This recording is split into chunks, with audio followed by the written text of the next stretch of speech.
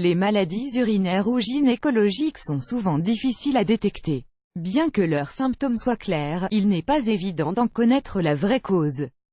Voici 7 signes qu'il ne faut pas négliger.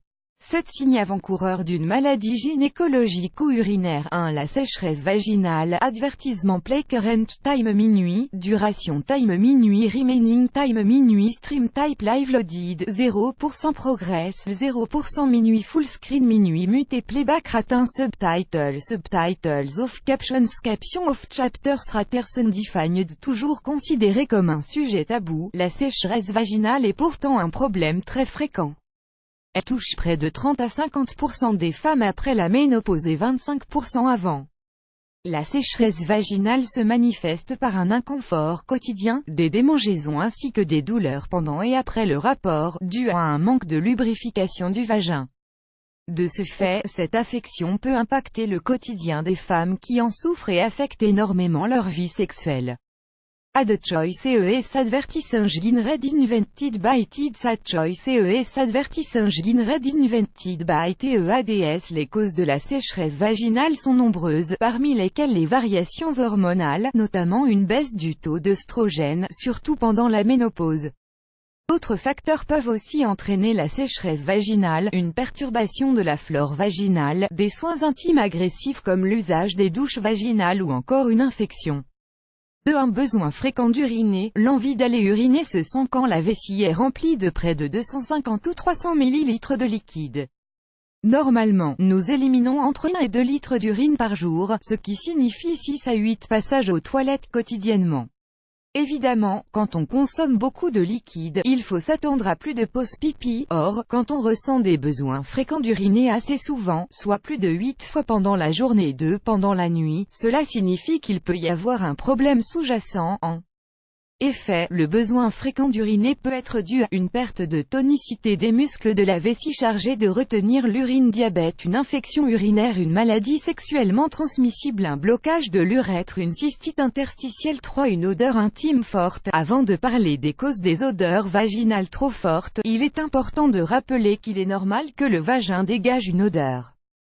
Chaque femme en a une propre à elle. Ad choice ES advertising red invented by TEDS. Ad choice ES advertising red invented by TEADS. Plus grand que. Il est donc inutile de s'acharner sur cette partie intime très sensible à coups de gel intime et de douche vaginale pour vous débarrasser des odeurs, car ceci va au contraire perturber la flore vaginale et favoriser le développement des infections. Cependant, il se peut que vous remarquiez un changement dans votre odeur vaginale qui s'accompagne souvent d'autres symptômes comme les démangeaisons ou irritations de cette zone.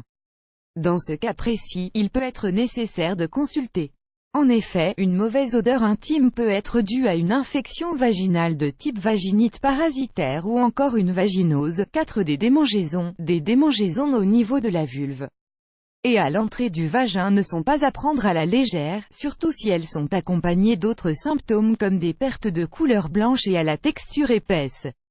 Ces signes peuvent annoncer des maladies de la vulve, infection ou inflammation de la vulve, un prurite vulvaire ou un herpès vulvaire, ou encore une mycose vaginale.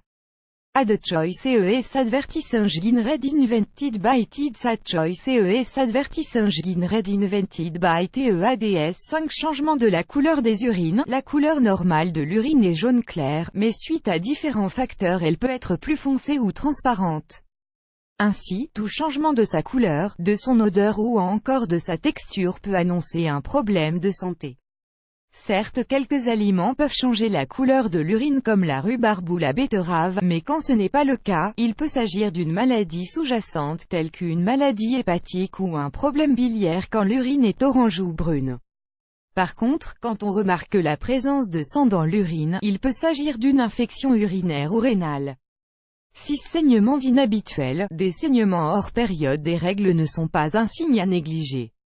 S'ils ne sont pas dus à un oubli de la prise de pilules contraceptives ou à une grossesse, ils peuvent révéler différents problèmes gynécologiques à savoir, un fibrome utérin, l'endométriose, le cancer des ovaires, de l'utérus ou de l'endomètre. 7. Saignements après rapport sexuel. Les saignements post-rapport sexuel sont assez fréquents et peuvent avoir plusieurs origines.